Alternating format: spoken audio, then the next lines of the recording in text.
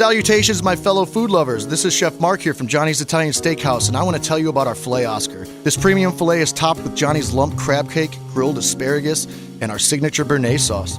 But the start to any great night always begins with a killer appetizer. And I recommend trying out our jumbo pan-seared sea scallops with Brussels sprout slaw tossed in Johnny's hot bacon dressing. It is so good. I know that you will love my filet Oscar as much as I love preparing it. So come to Johnny's tonight. Johnny's Italian Steakhouse, Village Point Shopping Center, Omaha. I'm starting to record. Brilliant. Hopefully it all sticks to the chips, as I always say. I used to say, hopefully it all sticks to the tape. Who's using tape anymore? It kind of sounds cooler, though, doesn't it? It sounds way cooler. Go back to the old analog days. I don't know how they say, oh, yeah, or that it sounds warmer. It's like you got to have really good equipment to hear that, I think. I think you have to have a mega, mega good sound system to pick that up. I mean, hey, if someone wants to get me a mega good sound system, I will for sure put it to the test, but we'll see. Do you have a great sound system at the house or anywhere else you're living? We have pretty good one in the studio, which is kind of necessary, to be fair. So, I mean, that kind of makes sense.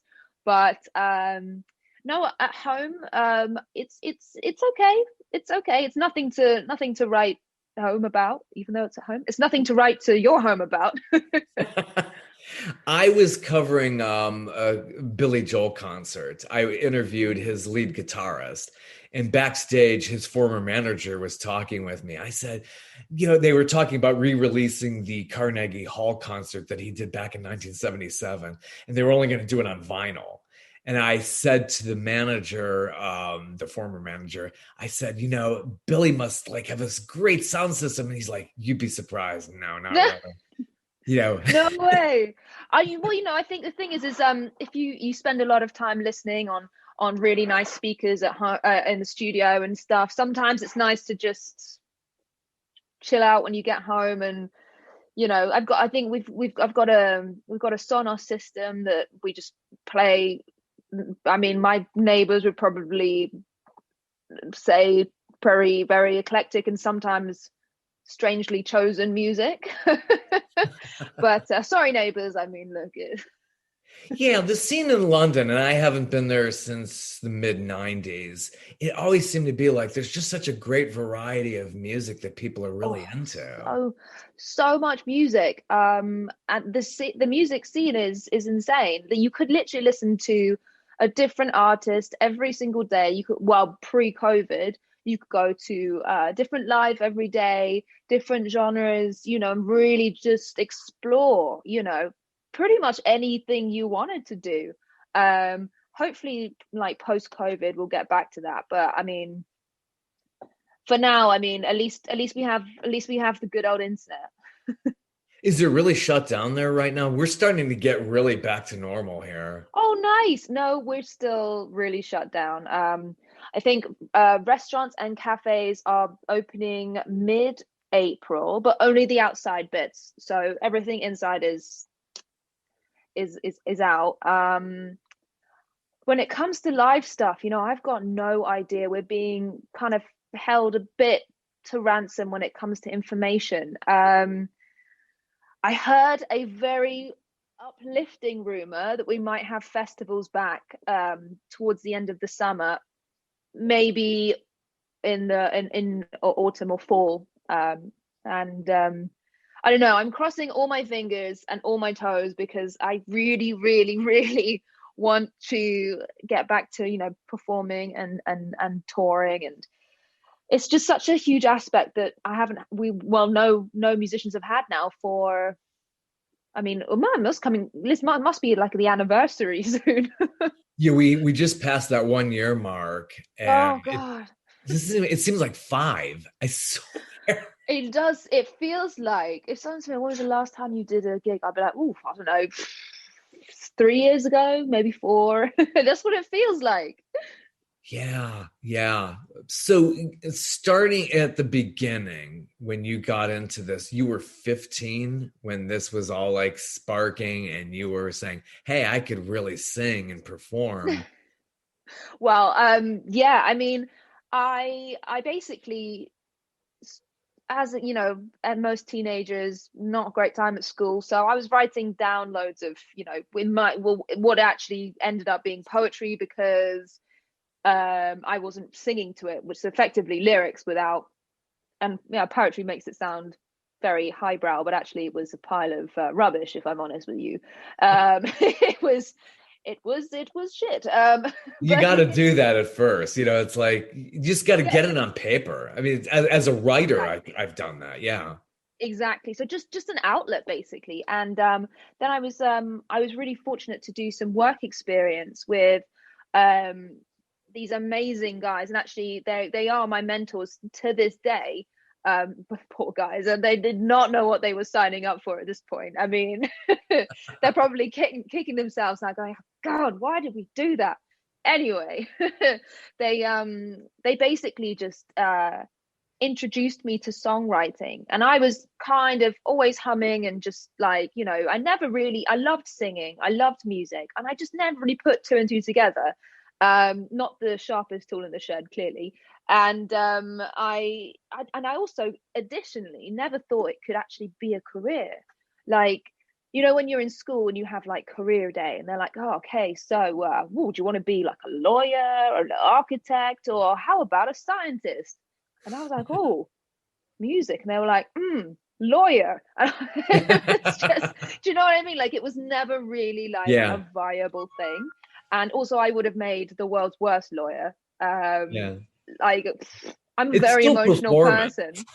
True, but I am quite emotional as well. So if something was kind of getting quite like, imagine if it was like a serious case and it was really upsetting, I'd be like crying, being like, guys, listen to this.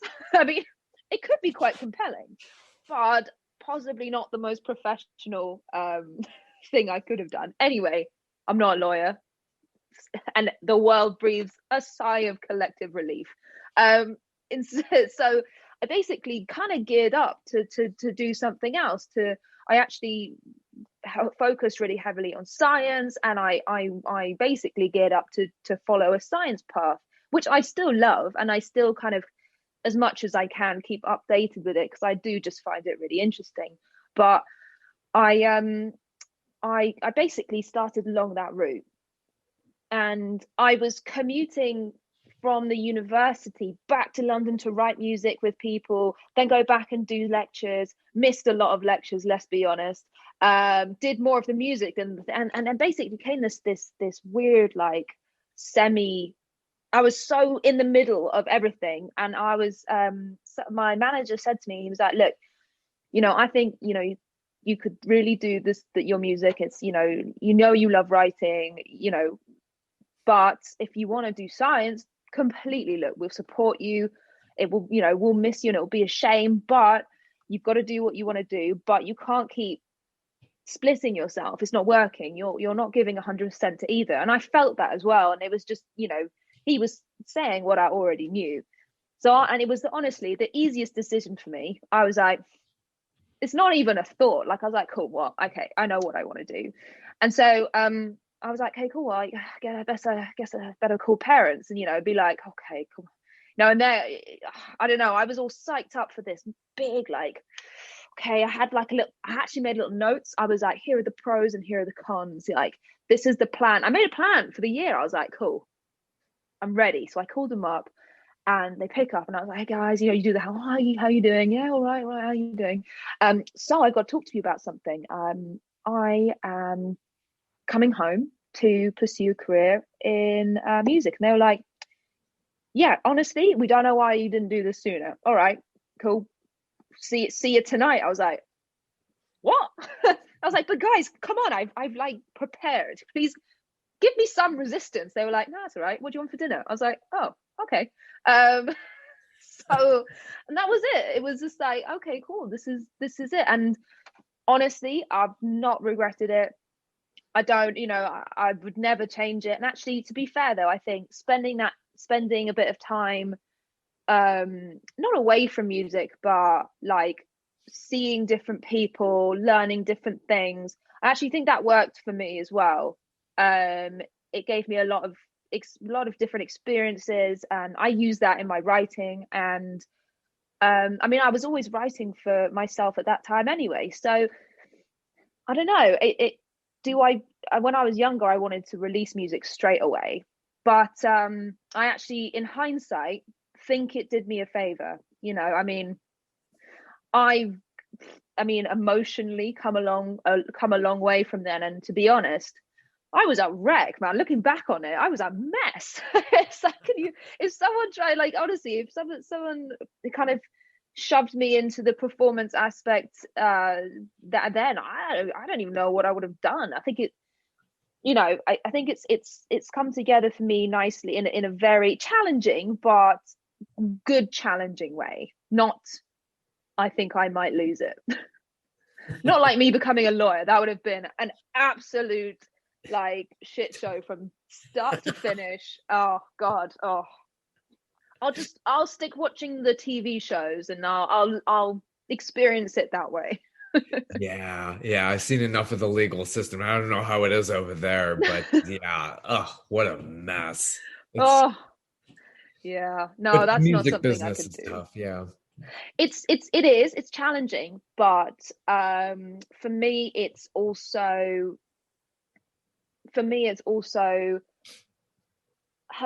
it's a good challenge. It's a challenge that I love, and I'm wake up and want to do. I don't really feel like it's work, if that makes sense. And I know that's such a cliched thing to say, and I kind of want to, vomit in a minute, and don't worry, I will slap myself later. But it's very like greeting card. Doesn't feel like work because I love it, but I wish it wasn't true, but it is. We all tend to go through that. So what is the writing process for you like? What inspires you and gives you the spark to sit down and say, oh yeah, do you immediately start putting stuff on the phone, or start writing down on napkins lyrics and ideas? Well, I actually on my phone I have a note page that something, honestly, I could be doing anything, and just go, oh, that's cool. I'll write it down. Will I use it? Maybe not. Like, some of them have sat there for years, and I've never taken anything off it, because you never know. So kind of, I get ideas randomly through the day, and also from my own experiences as well. Like, most things I write, I'd say almost all of the things I write are from my own experiences, because I feel like I can connect with that a lot better and actually describe the situation, the emotions, the outcomes. All of that comes to me a lot easier and a lot quicker if it's something that I've personally experienced, or someone close to me has experienced and I know of it. So I mean, for me, I'm a computer writer. I my writing is appalling, and I make so many changes. I end up with a page of crossings out, squiggles, and when it comes to reading it, you're like, oh, that's that. So I just, eventually I was like, look, I love the idea of writing, but at the end of the day, like, I can't read it, so it's a little bit pointless. So I'm a computer writer, so I always write on my computer, and I keep all the lyrics on the cloud, wherever that is based. Not in the sky, but somewhere. I think some data bank somewhere, something really unsexy. I know, really like uncreative, some massive computer bank somewhere. But that's normally how it works for me. I normally start with concepts, like the situation, or the story, basically, because I feel like if I know where I'm going, I can figure out my way there. If I don't, it's a bit of like, to me, it's a bit of a shot in the dark. It's like, we could literally go anywhere here. And so I like to kind of narrow it down and really kind of focus in on the lyrics and any kind of like little twists that we want to put in there, or stuff like that. Which makes it sound a lot more thought goes into that a lot more thought goes into it than it does, to be honest. I think it just, when you're with people, you just bounce off people, and I don't know. I don't really think about it too much. It just all comes together beautifully when I'm with people who, when we get on and we're on the same, on the same page, excuse the pun, and like, the same kind of energy in the room. Sometimes it just, honestly, it's like, bam, okay, there's a song. It's like, whoa, should we get lunch? Like, what happened? How does the melody come to you? Are you trained on any instruments, or just do you hear melodies in your head and start humming them, and the musicians take over from there? Both. I have done music theory, and I learned violin when I was younger. I think my mum thought it was cute until she heard me practice, and then she was like, we have made a mistake. Although she didn't do the drums though, so that could have been worse.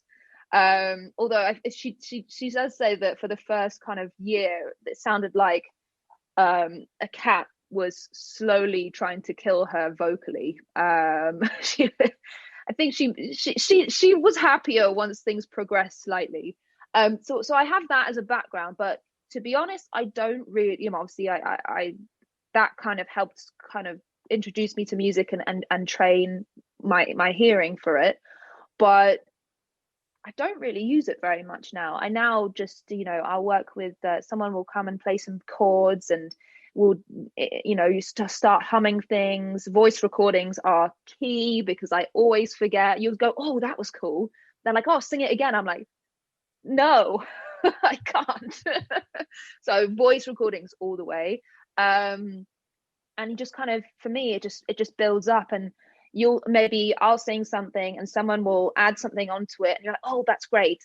Or they'll sing something and someone will go, oh, what about that middle bit? We just changed that slightly. And it's that kind of collaborative process that, I love. I really don't work alone very much, actually. I find it quite hard because I second guess, triple guess, quadruple guess. I will literally spend hours mulling over maybe 2 lines and going, don't know about that. And then I change it so much, it's like, oh, I don't know about that. And then eventually it's like, you go back to the original and you're like, oh yeah, that was better. It's just, it's so frustrating sometimes. But I think it happens with any creative works. If you look at it for too long, you will change it, and you may regret that. Yeah, I think a collaboration is really what's key, and so successful with the body of work that you've been producing. You're all over YouTube. I see that you get a lot of hits there.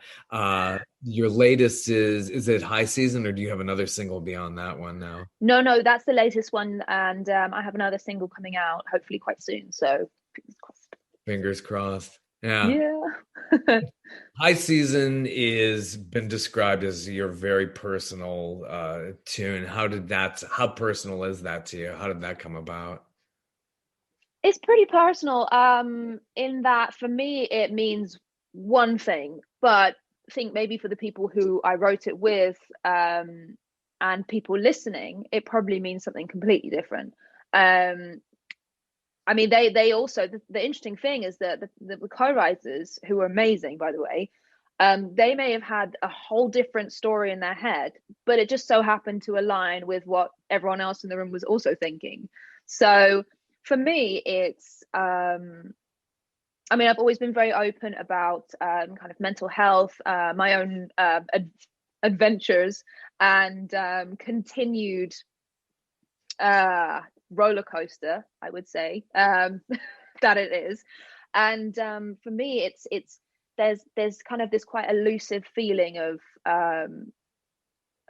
it's kind of quite euphoric. I think every now and again you feel this kind of euphoric happiness, and for me, this song is about trying to chase that. And I'm very, I take medication for to help kind of balance out my emotive state and my depression, anxiety and stuff. And for me, it's a bit of a story behind that as well. And I know people who've listened to it and gone, oh, she loves weed. I'm like, it's not about that for me. But if someone listens to it and goes, oh yeah, no, that reminds me of that time that I went to this festival and got really high and I loved it and had the best time. It's like, great, like brilliant, I didn't write it so that people must listen to it in my frame of mind.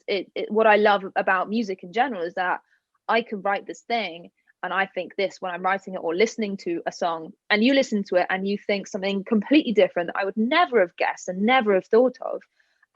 But we can still share that moment, if that makes sense. Sounds very cheesy again. Oh my God, am I a cheesy person? Maybe I am. I actually might be. Yeah, I think as you get older though, you're so much less conscious of that stuff. You just let it go. The years just Yeah. fly and you'll be like, I don't I'm care. gonna start doing the dad jokes like now. I'm gonna get the practice in. You never know. By the time actually, but then maybe by the time if I do have children, maybe I'll be too good at the dad jokes and they won't be dad jokes anymore. And there's a balance to be found here. Totally. And it's nothing, I mean, I think you have a great connection with that kind of song and people saying, yeah, I get it.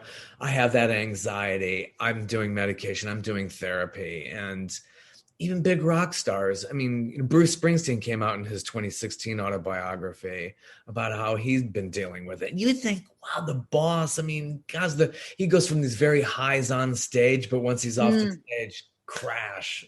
It's like, you wouldn't believe that.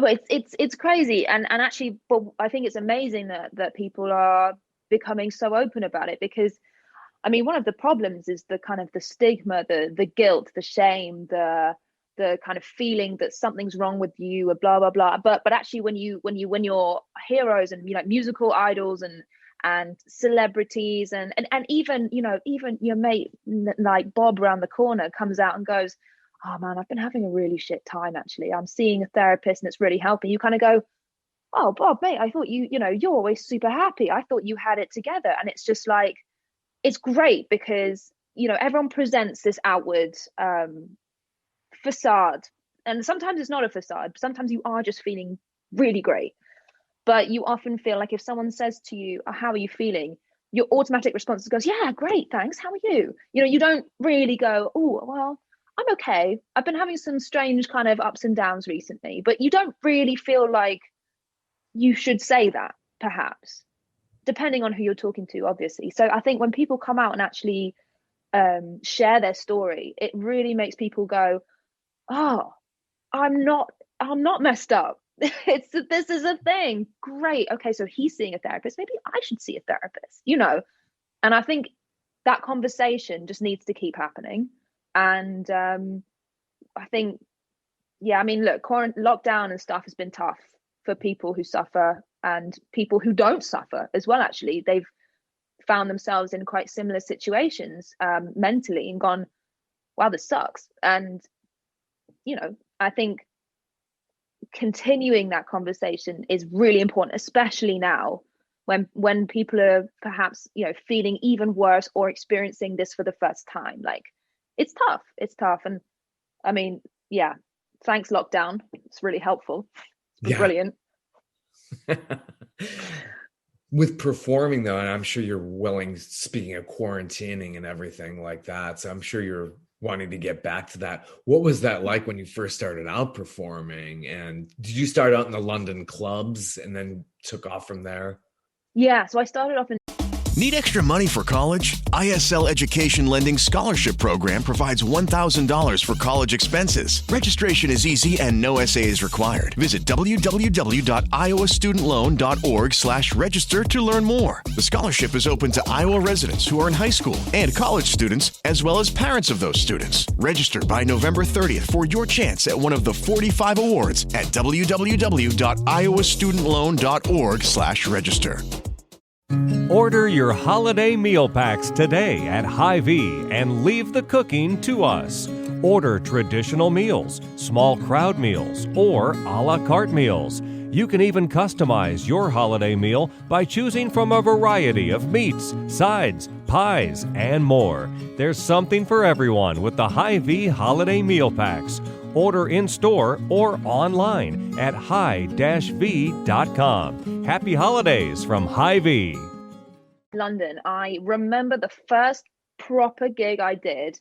My knees were shaking. My legs were literally shaking. They were literally shaking. And I didn't like, I moved my arms and stuff, but my feet, you could have basically planted me in that area.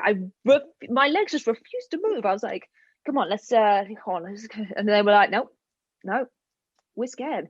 But actually, as the show went on, it got everything loosened up, and but it was just the first time was, it was a whole mix of emotions. But then like I still get nervous. I still get nervous. Especially if it's a big venue or something, but it's always the 5 minutes before, and then as soon as I get the first line in, I love it. Like, that's it. It's as long as the first line, and I've always said that to my band. I'm like, first line is important. So everyone, I can almost feel them behind me going, first line, and I'm like, okay, we've got it. And then we just like, and then it's like, honestly, the feeling for me is just amazing. And then but then conversely, like you said, with Mr. Springsteen, you do get the drop after a concert. Yeah. When you've seen these people, you've connected with them, there's loads of energy in the venue, you're feeling amazing. All right, get on the tour bus. Yeah. Oh, okay. Okay, great. That can we maybe get a drink before we go? No, service station on the way. All right, cool. You know what I mean? Like, the gradient is so dramatic and abrupt. It's like, whew, okay, cool. Well, let's get going, I guess. I get why people struggle after concerts. I definitely have that big drop is can be quite disconcerting as well. But I mean, it weighs out, man. I would not, even because anything to do with that, I take it any day of the week. I'd miss performing so much. It's I think I might get nervous. I'll get really nervous for the next one. I'll get really nervous and be like, okay, I haven't done this for a while, like warming up, stretching out.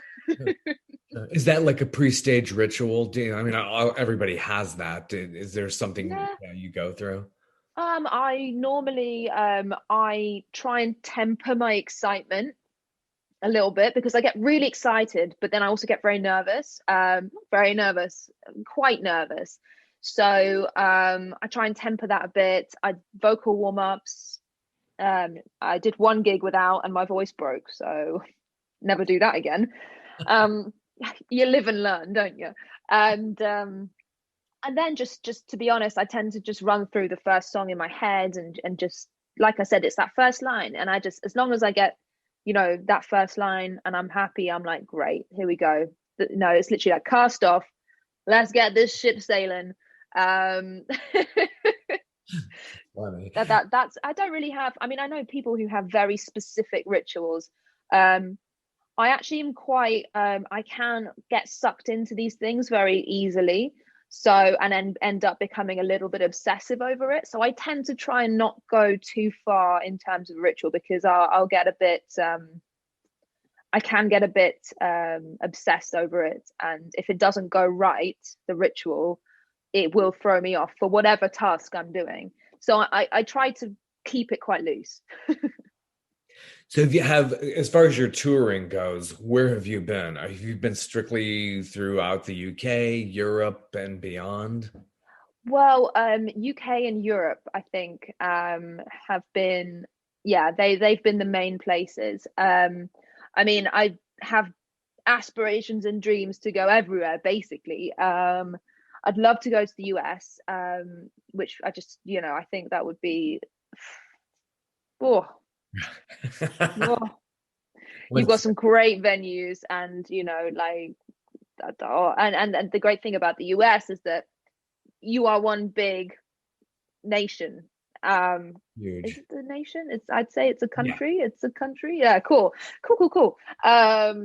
Clearly I didn't do geography as one of my interests. Anyway, I I mean, I've been lucky enough to visit a couple of places, and I just remember thinking that, especially in some kind of, I've never been to Nashville, but I mean LA and New York, and just the scene there is insane. And I just remember I just got there and I was like, I've got to play here at some point. I don't know when and I don't know how, but I'm gonna play here. Yes, yes, yes. You'll make it. You'll make it. Once you make it in New York, I mean, it will spread from there. Then definitely you hit those clubs. Yeah, Fingers crossed. Oh God, it's such a dream. Oh, I'll let absolutely. you know. I'll keep you updated. Absolutely.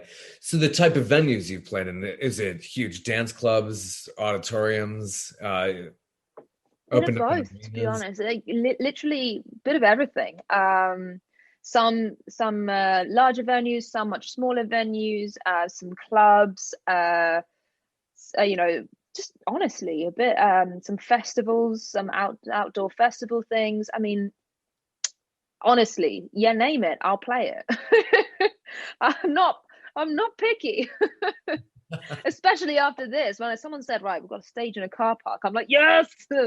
Like I've gone over a year without performing. I mean, you literally anywhere.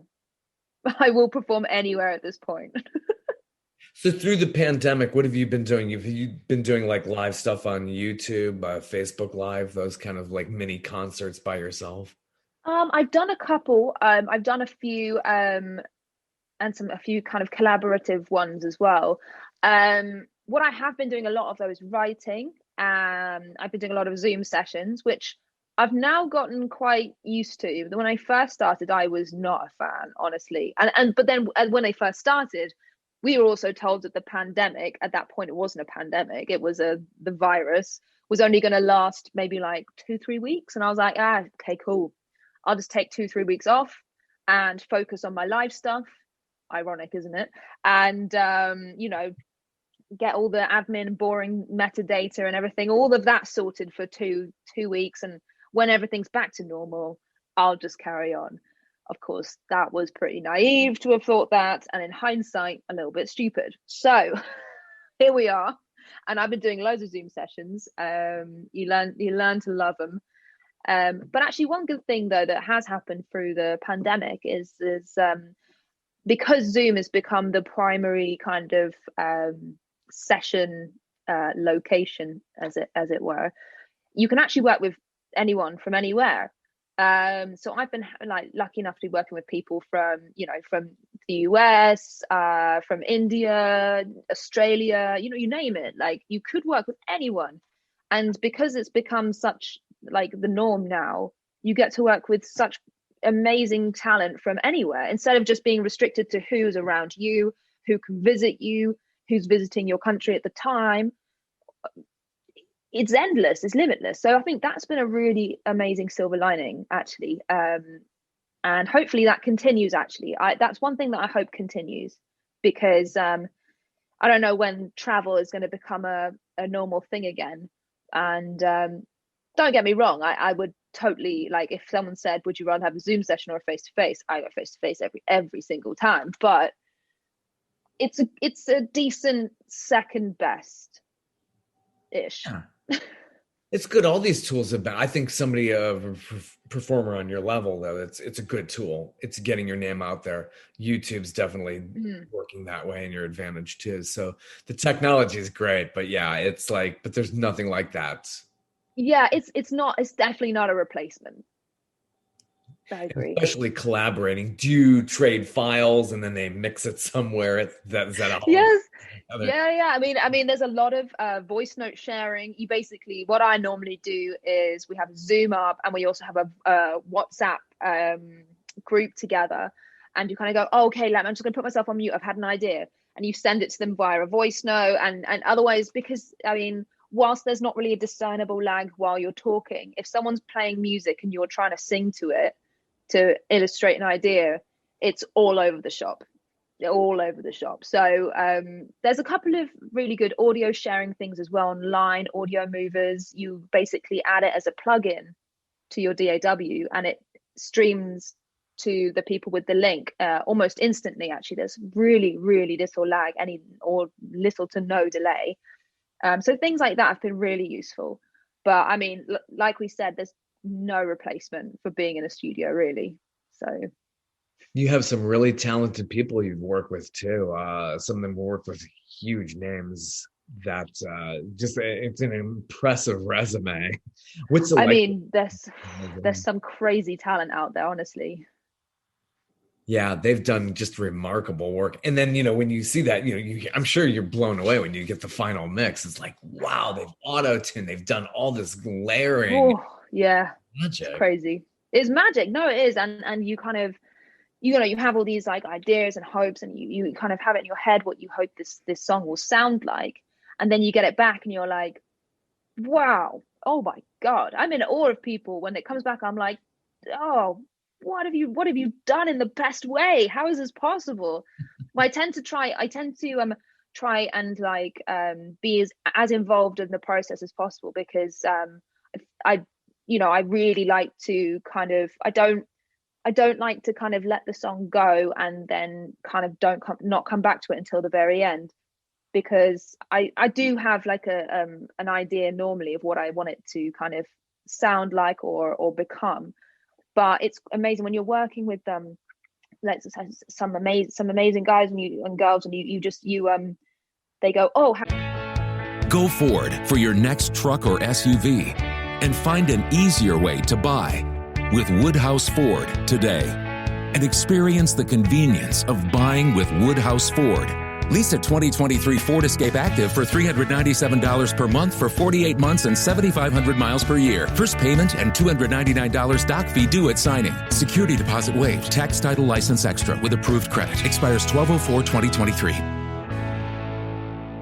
have you thought about this? I'm like, oh no, well, what's that? And they put it on. You're like, Yeah. tell me what that is again, because I love it. It's I feel very fortunate to be working with people who've done these amazing things. I'm definitely not up there on their their top credits, but it's amazing, and yeah, maybe one day, but for now it's just working with these guys and all of these incredibly talented musicians, producers, mixing, mastering, engineers. Whew, I feel very lucky, that's for sure. How did you get hooked up with some of these big names like Gil Lewis or Toby Scott? Who connected you with it? You've just been in the music scene so long now; it's word of mouth. It's just honestly just by meeting people and being in sessions with people, and sometimes it's not a session for you, it's actually a writing session for someone else, and then you meet someone, you get on so well, and you're like, oh, maybe we should hook up and do a session together, and you hear someone's music and they're like, oh, I think you'd be great to work with so and so. It's really word of mouth. Obviously you've got kind of management teams also who hook you up with people who they think you'd work well with, which often goes really well as well. It's really a bit of both. And then if you meet someone and get on well with them, you may go into another session and there's someone else there as well. And it's literally like it's like the whole thing. If you say to someone, oh, I just worked with so and so, they go, oh, I know so and so, he worked with blah, blah, blah, she worked with blah, blah. It's a whole network of people. I think it's really like it's a really connected, very sociable industry, I would say. Very sociable industry. Oh, yeah. Definitely worked out for you as well. Another great single you've done is NYC. You must have been really mesmerized when you have visited, or your memories of it. Great memories. Just, yeah, that place is just amazing. I mean, I was born and raised in a city myself, so I do love a good city. I do enjoy a good metropolitan area. Was it London proper? Were you that close in, like, near Piccadilly and places like that? Yeah. So bang in the middle. I loved growing up here. So then visiting, somewhere like New York, which is unique in its own way, and also got to film a video there, which was yeah. Is that what's it like doing videos? You got some acting chops too, like a lot of performers. No. Actually, don't. I don't think I'm very good at acting at all. I won't be one of those musicians who moves over to films, I think. Oh, really? No, I I like get making those. quite, I'm, I'm quite self-conscious, especially, I was doing a video, and there was this lovely guy, who was also in the video. We were basically meant to be together, and I was just like, oh, I don't think I could do this. And they were like, no, It's hold pretty his, authentic. yeah, they were like, oh, hold his hand. I was like, okay, cool, cool, cool, cool. And I was like, my hand's a little bit sweaty. I'm gonna be honest with you, I'm really nervous. And he was like, it's cool, don't worry about it. I was like, oh no. It was really, honestly, and I just kind of, at that point, I was like, and I honestly, they were like, do you guys, could you get a bit closer? I was like, no. And the problem was, he is also very good looking, so I'm kind of going, no, I don't think I can. And it was, so I was texting, I called my boyfriend after the shoot, and I had a picture of me and my fake boyfriend. I was like, here's me and my fake boyfriend, what do you think? It was like, That's yeah, gotta be so hard for actors. Yeah, I can't I don't imagine. know how they do it. Like, Yeah. honestly, I have no idea. I'm very in awe of how they do it. Like, when I watch a music video or a film and they're like filming a romantic scene, I'm like, how? Yeah, you think you Oh, have a jealous partner or your husband or wife at home, and like, yeah. I mean, to be how do fair, you? my boyfriend was like, go for it. He was like, yeah, whatever. It doesn't bother me like at all. And I was like, okay, yeah, thank you, but I personally know, like, I don't know. I couldn't do it. I couldn't do it. I mean, maybe after like a significant amount of maybe wine, I could consider it. But I also think that might hinder other things too. So I was like, you know what? We settled on like the holding hands, some hugs, and Yeah. like, you know, being close. I did say, I said before the shoot, I was like, I can't. I thought about it. I really thought about it, and I was like, if they asked me to try, do you think I would? I was like, no, I just don't think I can. I know that sounds really that sounds really lame, but I was Yeah, that's okay. It's okay. You're just finding yeah, your niche. That's good. yeah. We'll see. We'll see. Where is Electric Sun now? That's kind of been coming pretty big with Instagram. Is there like a little following because of that track? Yeah, no, I actually I noticed an uptick in followers on Instagram after the song, and I'm so I'm obviously very grateful for everyone who's followed me on the journey and actually listened to my music as well.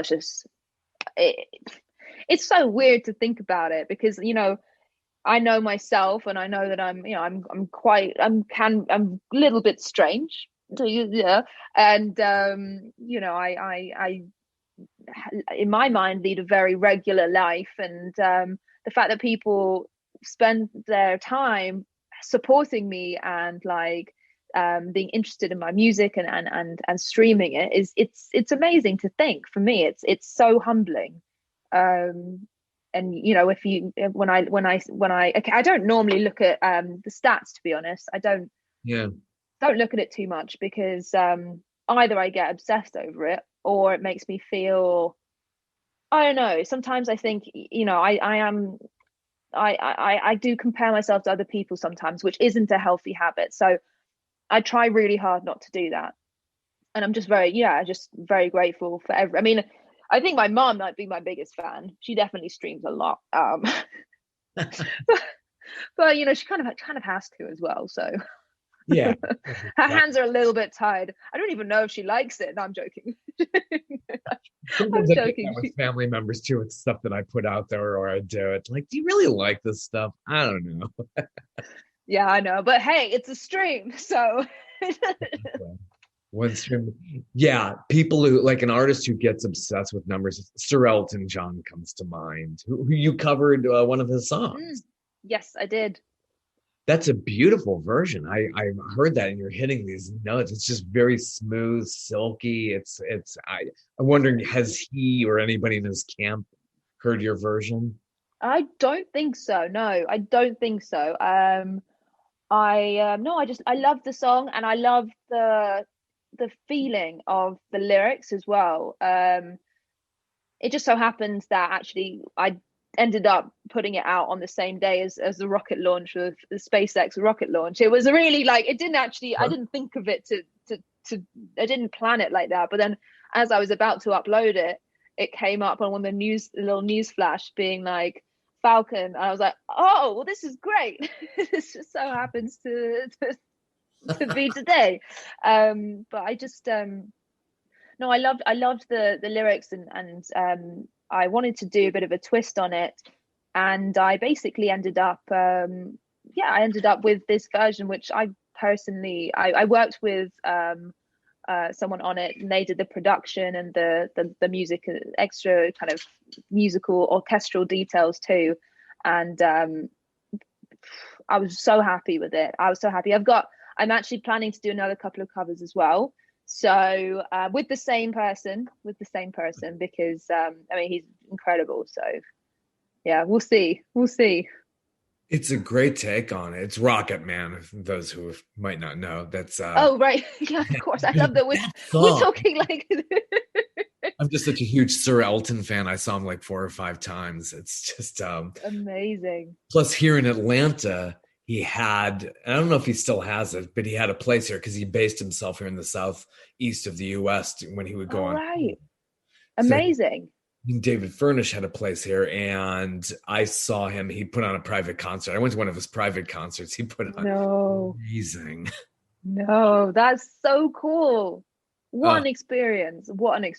Yeah. To see him up that close. And it's magic how somebody could work the piano. It's just. Oh, I know. Oh, amazing. Literally unreal. God, that must have been a hell of an experience. Yeah, totally. And I'm sure you want to go back and see, huge names in concert too, whenever that starts up in London. Oh yeah, absolutely. I mean, honestly, as soon as it's open, I'll be there buying tickets to everything. No nights in for me, never. Amazing. Well, I've had a great time. I really enjoyed you. Me too. Thank you so much for having me on. I mean, what a pleasure. Such a pleasure talking. I hope that we see you in the States very soon. Oh, I hope so too. I'll let you know for sure, especially if I'm anywhere near Atlanta. I will absolutely let you know. Yes. It's catchy stuff. I really, really enjoyed the music. It's just I could see it being I could see it in the top 40 and also in commercial too, where there's money to be made as well, I'm sure. Thank you so much. That means a lot. Thank you. Well, best of luck.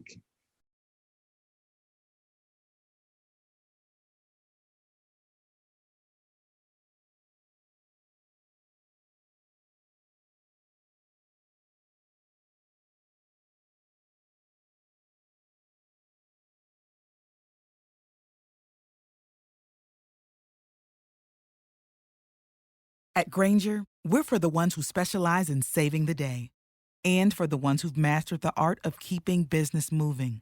We offer industrial-grade supplies for every industry with same-day pickup and next-day delivery on most orders, all backed by real people ready to help. So you can get the right answers and products right when you need them.